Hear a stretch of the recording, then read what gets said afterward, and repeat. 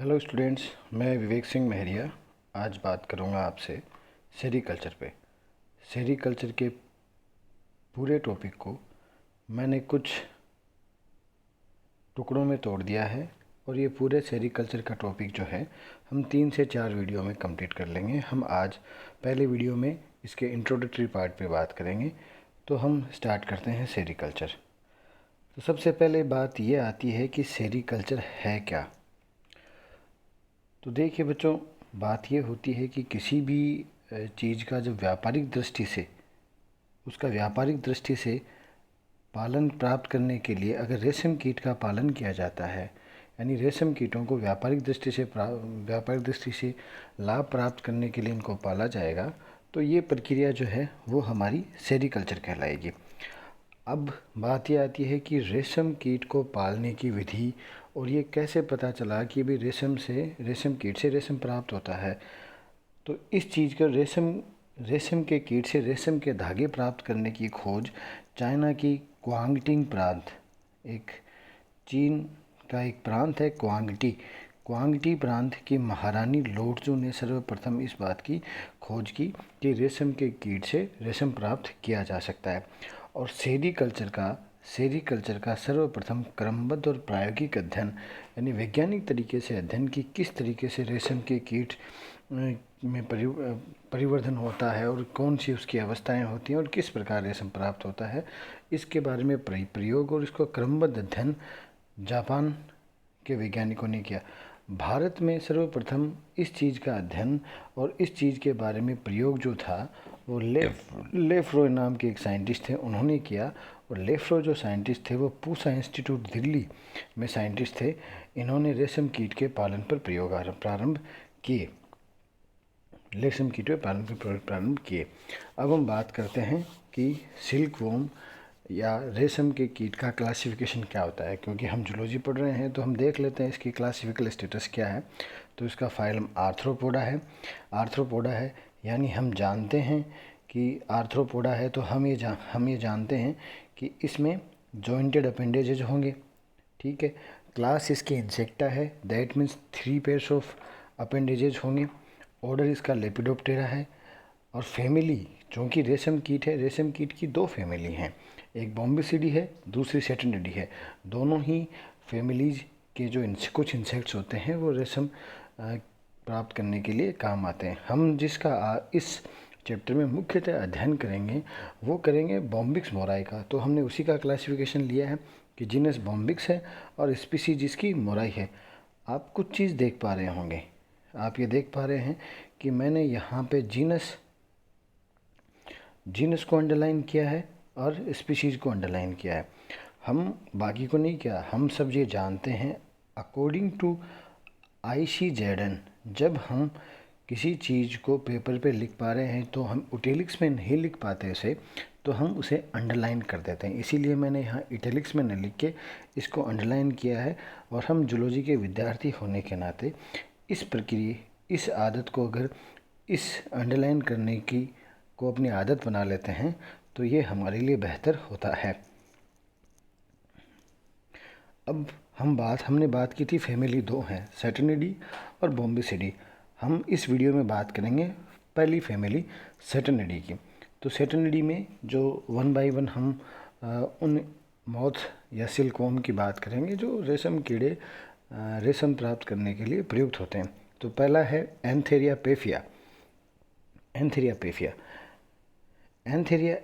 पेफिया क्या है कि एक जंगली प्रजाति है।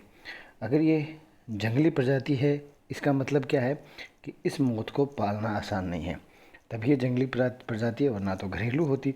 और ये मुख्यतः भारत, श्रीलंका और चीन में पाया जाता है प्राकृतिक रूप से। अब हम जानते हैं कि जब रेशम का कीट होता है या कोई भी कीड़ा होता है तो उसके भोजन प्राप्त करने के लिए कोई ना कोई स्रोत तो होगा। तो रेशम का कीट है, उसके भोजन का प्राप्त करने के लिए या वो जिस चीज़ पे फीड करता है वो बेर, साल, गुलर, ओक की पत्तियां होती हैं जिनको ये फीड करता है। चूँकि हमने कहा है कि ये जंगली प्रजाति है और इसे पालना आसान नहीं है, तो इसका मतलब ये है कि इसके जो भी कोकून हैं वो कोकून हमें जंगल से ही प्राप्त होंगे, जंगल के अलावा कहीं से प्राप्त नहीं होंगे। इस प्रकार एंथीरिया पेफिया एंथीरिया पेफिया का जब हम रियरिंग करते हैं, इसको पालते हैं और इससे जो रेशम प्राप्त करते हैं उसे टसर सिल्क कहते हैं। टसर सिल्क कहते हैं। इसी कारण ये मोथ भी टसर सिल्क मोथ कहलाता है, या हम ये कह सकते हैं कि इसे टसर सिल्क मोथ कहा जाता है, जिस कारण इससे प्राप्त रेशम टसर सिल्क कहलाता है। इसी एंथेरिया की एक प्रजाति और है जो हिमालय के तराई वाले भागों में पाई जाती है, जो है एंथेरिया टाइले। हम ये जानते हैं तराई वाला भाग कौन सा होता है। जब कोई पहाड़ होता है इस तरीके से, हम मान लेते हैं कि एक पहाड़ है, मान लेते हैं ये पहाड़ है, तो इसका ये जो हिस्सा है,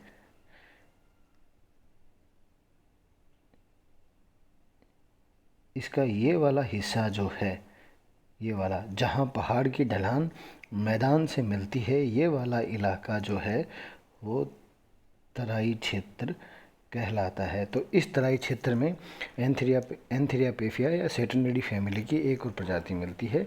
एंथीरिया में ही जीनस एंथीरिया की एक प्रजाति और मिलती है जिसे एंथीरिया टाइले कहते हैं। सेकंड है हमारा सेटर्निडी फैमिली का दूसरा मेंबर है एंथेरिया असमांसिस। एंथेरिया आसामांसिस, हम देख पा रहे हैं, हम नाम सुन पा रहे हैं आसामांसिस, यानी यह मुख्यतः आसामांसिस यानी आसाम, और मुख्यतः यह आसाम में ही पाया जाता है। यह एक सेमी डोमेस्टिकेटेड कीट है, यानी ये मुख्यतः न तो वाइल्ड है न ही ये डोमेस्टिकेटेड घरेलू है, दोनों के बीच की ही प्रजाति है। यानी ये अर्ध रूप से पालित कीट है जो पूर्णतः घरेलू नहीं हो पाया, लेकिन एंथेरिया पेफिया की तुलना में ये वाइल्ड नहीं है, डोमेस्टिकेटेड है, तो अर्ध वाली जीन है। इसका लार्वा जो होता है वो मेंचलिस और दालचीनी के पौधों पे पाया जाता है, और इससे प्राप्त रेशम को हम मूंगा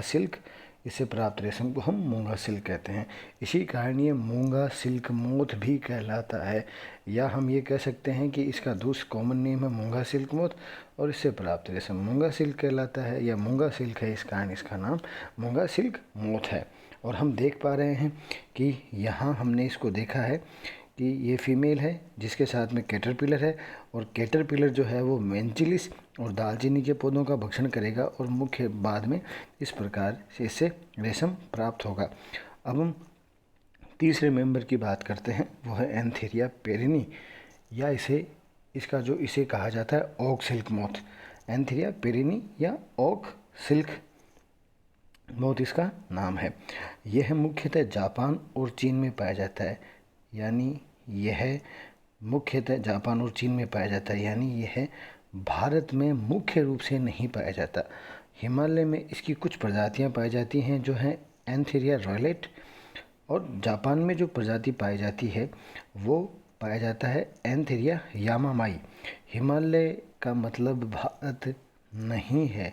हिमालय जो है, हिमालय भारत के उत्तरी पूर्वी भाग में फैला हुआ है।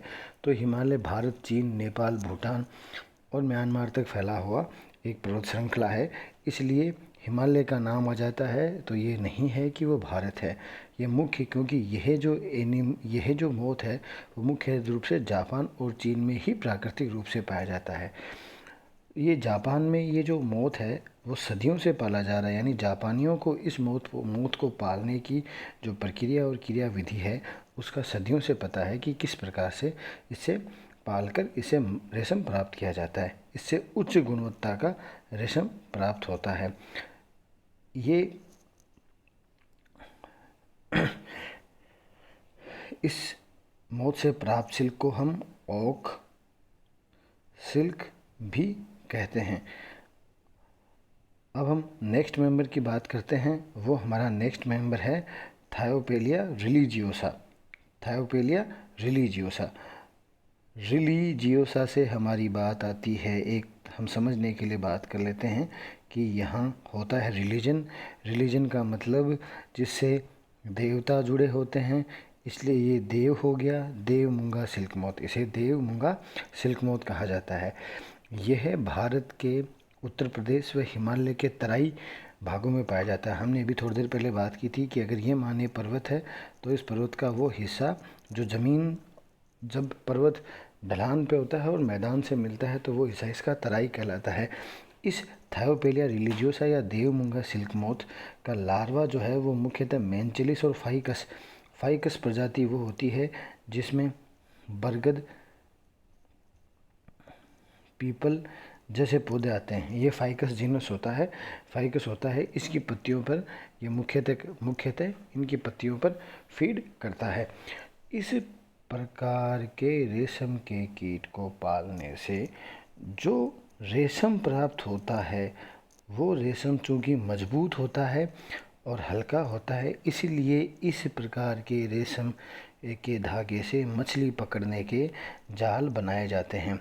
हम इस डायग्राम में देख पा रहे हैं कि ये जो दिखाई दे रहा है अपने को, ये रेशम के कीट के इसी थायोपेलिया रिलीजियोसा से बने हुए रेशम के जाल हैं जिनसे मछली पकड़ने के काम में लिया जाता है। दूसरा हम देख पा रहे हैं, दूसरे डायग्राम में एक व्यक्ति है जो पानी में जाल उछाल रहा है मछली पकड़ने को। ये प्रतीकात्मक चित्र है जो मछली के जाल को हमने दिखाया है।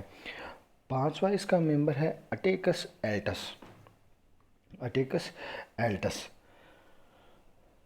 हम जब अटेकस एल्टस की बात करते हैं तो हम देख पा रहे हैं कि हमने इसको कहा है जाइंट सिल्क वोम। जाइंट क्यों कहा, हम इसके आगे बात करेंगे। यह रेशम का कीट मुख्यतः भारत व मलेशिया में पाया जाता है। इस रेशम के कीट के पंखों का फैलाव, यानी जब ये रेशम कीट अपने दोनों पंख खोल लेता है तो इसके रेशम के कीट के पंखों का फैलाव 11 इंच तक होता है। और 11 इंच का जो फैलाव है वो जीवित कीटों में सर्वाधिक है। हम इस डायग्राम में देख पा रहे हैं कि कैसे इस रेशम के कीट के पंखों का पूरा फैलाव है और इसने एक युवती के चेहरे को लगभग पूरा ढक लिया है। तो हम ये देख पा रहे हैं कि इसके पंखों का फैलाव कितना है, इसीलिए कहा जाता है ये जाइंट सिल्क वॉर्म है। और यहाँ दूसरा डायग्राम है जिसमें एक व्यक्ति ने अपनी हथेली में इस रेशम के कीट को ले रखा है और इसने इस पूरी हथेली को लगभग पूरा ढक रखा है, सिर्फ अंगूठा दिखाई देता है। तो इससे दिखाया गया है कि इसके पंखों का फैलाव क्या है।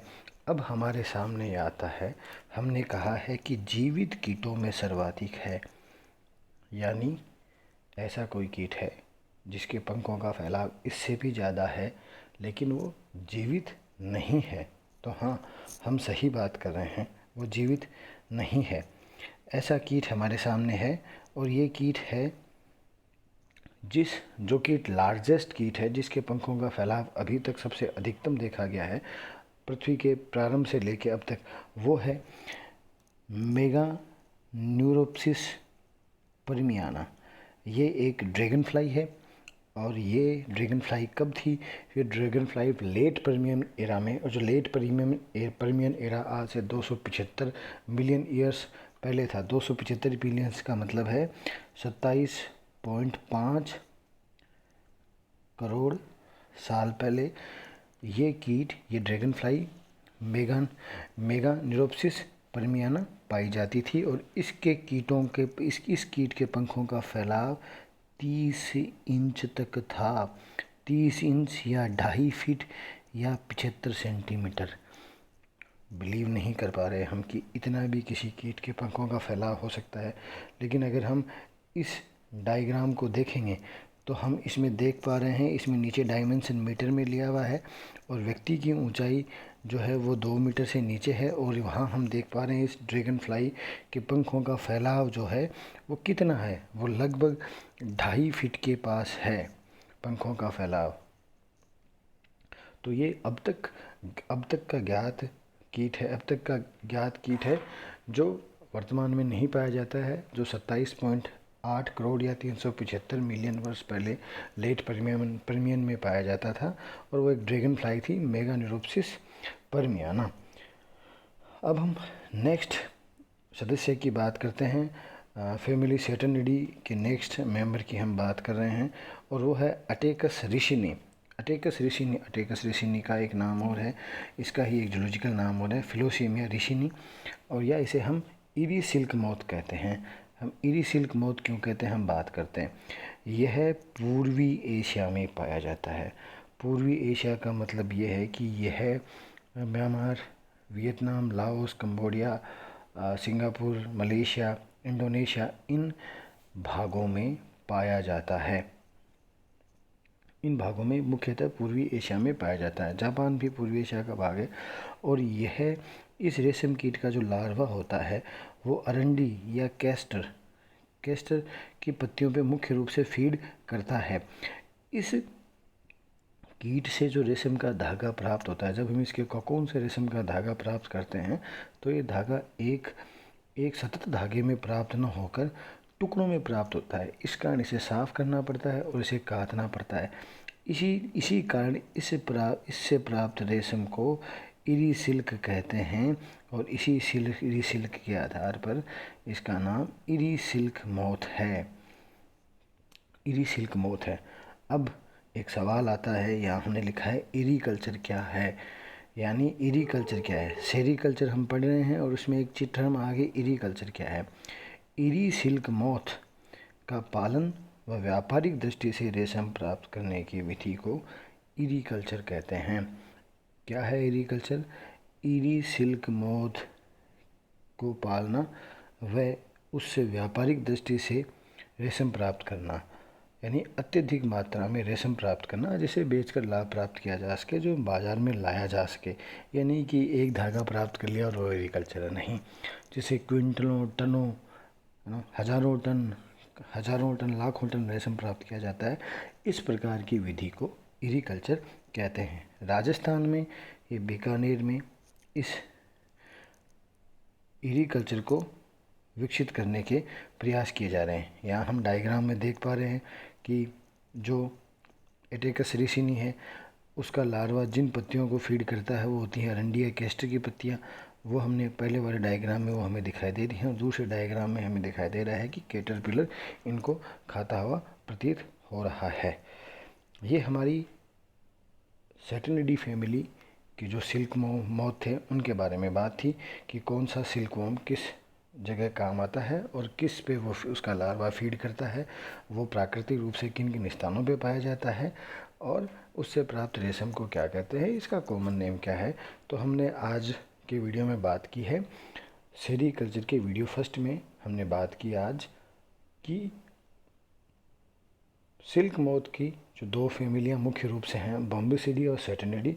उनमें सेटेनिडी फैमिली में शामिल कौन कौन से रेशम के कीट हैं जो रेशम व्यापारिक दृष्टि से रेशम प्राप्त करने के काम आते हैं, इन 6 कीटों की हमने आज बात की है। नेक्स्ट वीडियो में हम बात करेंगे फैमिली बॉम्बेसिडी के। तब तक के लिए धन्यवाद।